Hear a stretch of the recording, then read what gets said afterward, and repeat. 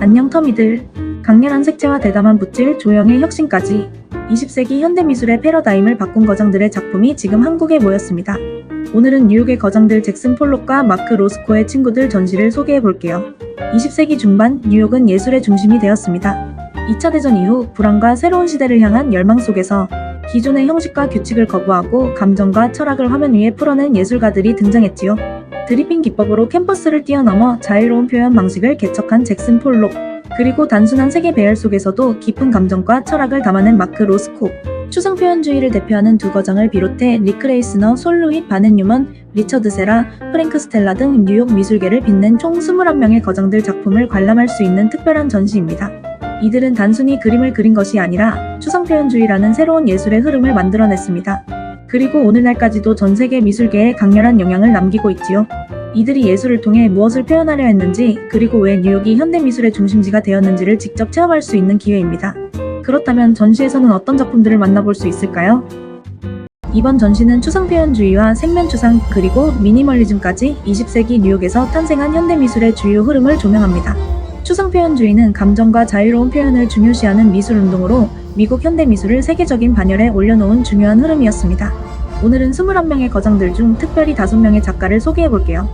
먼저 잭슨 폴록은 미국 현대미술의 대표적인 화가로 액션 페인팅이라는 혁신적인 기법을 창안했습니다. 그의 드리핑 기법은 단순한 우연의 결과가 아니라 행위 자체를 강조하는 독창적인 방식이었죠. 폴록은 물감은 해방되어야 할 에너지라고 말하며 붓이 아닌 막대기나 손으로 캔버스 위에 직접 물감을 흩뿌려 역동적인 패턴을 만들어냈습니다. 그의 작품을 보면 예측할 수 없는 움직임과 감정이 살아 숨쉬는 듯한 느낌을 받을 수 있습니다. 다음으로 소개할 마크 로스코는 세계에서 가장 위대한 생면화가 중 한 명으로 꼽히는 작가입니다. 그의 작품은 극도로 절제된 색면 속에서도 캔버스를 가득 채운 색의 조합이 만들어내는 감정의 깊이는 상당합니다. 그의 작품 앞에 서면 깊고도 숭고한 감정을 경험할 수 있습니다. 전시장에서는 로스코가 본격적으로 생면추상 스타일을 확립하기 전 초현실주의와 신화적인 요소를 탐구하던 시기의 작품 10작가를 볼 수 있습니다. 다음으로 소개할 작가는 리 크레이스너입니다. 리 크레이스너는 뉴욕 추상표현주의의 유일한 여성 작가이자 잭슨 폴록의 아내로도 잘 알려져 있습니다. 하지만 그녀는 단순히 폴록의 아내가 아니라 독창적인 작품 세계를 구축한 강렬한 작가였습니다.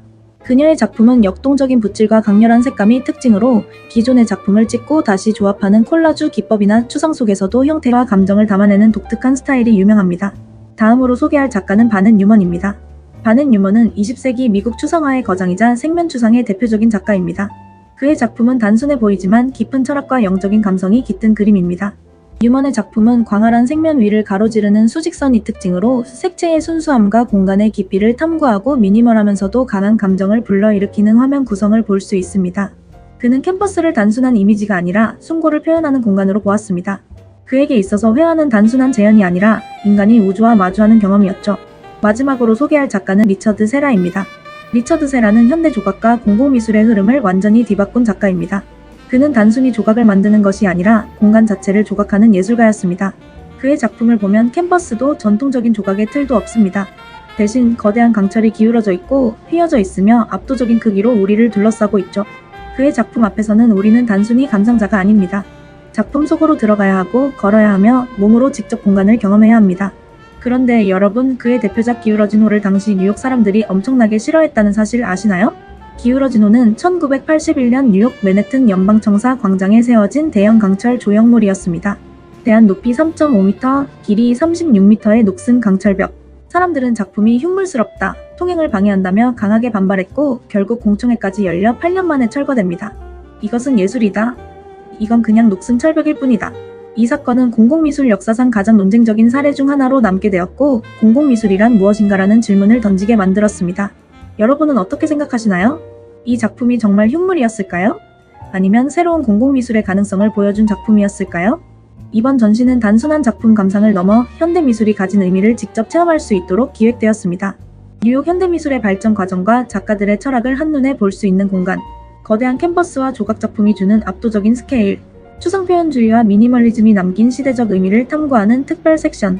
이들은 단순한 형태와 색채 속에서도 어떤 예술이 시대를 대표하는가라는 철학적 질문을 던졌습니다. 전시는 올해 7월 12일까지 진행 중이며 현대미술을 사랑하는 분들에게 강력 추천합니다. 그리고 여러분, 예술은 언제나 새로운 해석을 기다리고 있습니다. 리처드 세라의 기울어진 호는 과연 흉물일까요? 아니면 위대한 예술일까요? 여러분의 생각을 댓글로 남겨주세요. 더 많은 예술 콘텐츠가 궁금하다면 구독과 좋아요까지 잊지 마세요.